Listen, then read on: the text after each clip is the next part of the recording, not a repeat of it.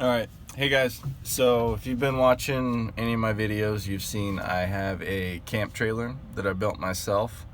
I built it in May, used it for a little while, had to make steady upgrades, and then a couple months ago somebody wrecked into it, broke the back wall and the nose on the trailer, so I will be making a more complete video about all the updates and everything. But as for right now, I'm going to go over the plumbing. If you remember, the last time I built a PVC stand out of 1/2-inch PVC, and I had a bowl in the top and a little hand pump garden sprayer ran through a hose to run water into my sink. So it was pretty rudimentary, but it worked for the time. Since I went ahead and did an overhaul and a redo on the trailer, I upgraded to electric water pumps. So I'm going to show you here. This is my kitchenette area. I've got this countertop made out of plywood. Got a 2-gallon bucket. Cut a hole in, sunk it down here. This PVC right here is my sink faucet, and it's just the frame holding this 1/2-inch vinyl tubing. Right here is the switch that controls my water.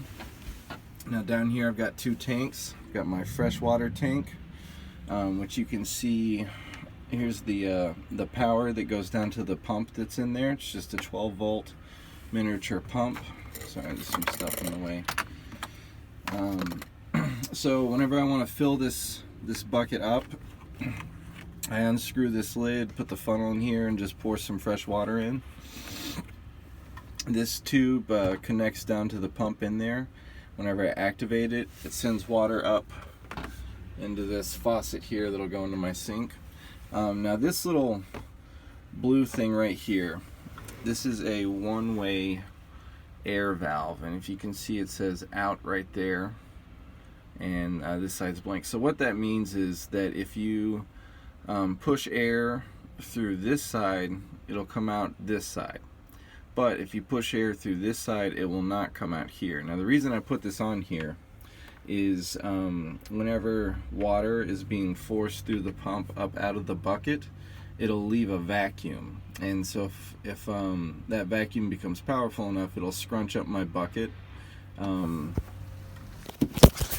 Sorry about that.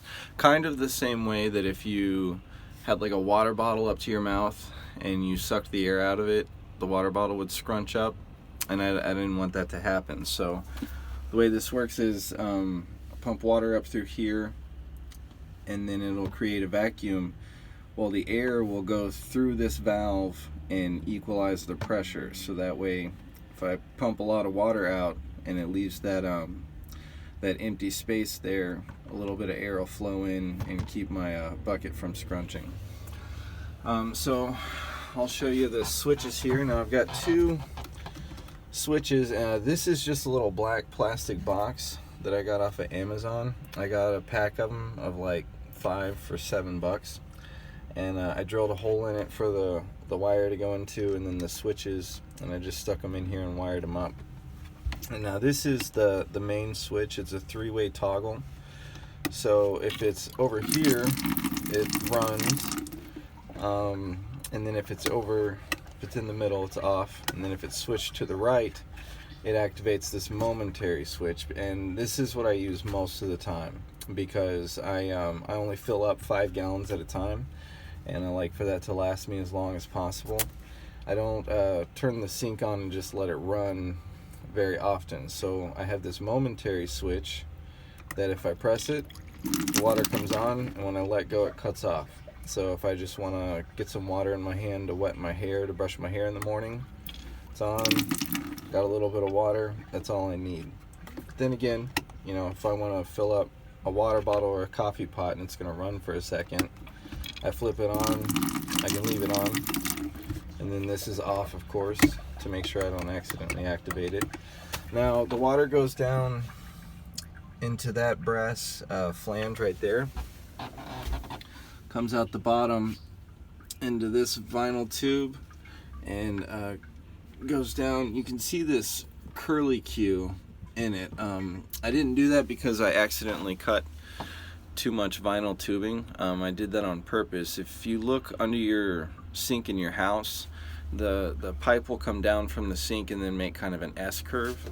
That's to trap gas, that as the water is going down into the sewage, it'll send up sewage gas. So they make that little S hump to trap the gas in, so that every time you flush the toilet or drain your sink, you don't smell sewage coming out of your sink. And in my last setup that just drained straight down into a bottle, I would get that smell after a little while. I could smell what was below my sink and my waste bucket. So I put this curly Q in there to kind of do the same thing, that the water will come down, but then if any gas is coming back up out of this waste bucket, it'll just sit up here and not hopefully make its way all the way up to my sink. Then from the waste bucket, it goes down to this tube, and this goes down outside of the trailer, and I can purge my waste bucket, and that way I don't necessarily have to get out and pull the bucket out and pour it.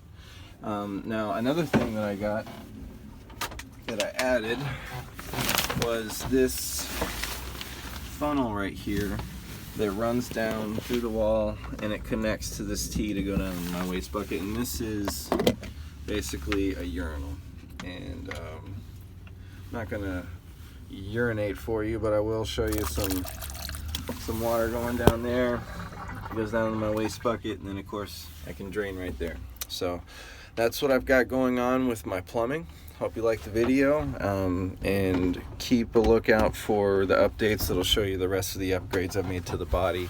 And I'm still not even done yet, so every time I do something, I'll make a video and upload it. So thumbs up, thumbs down, comment. I appreciate you watching.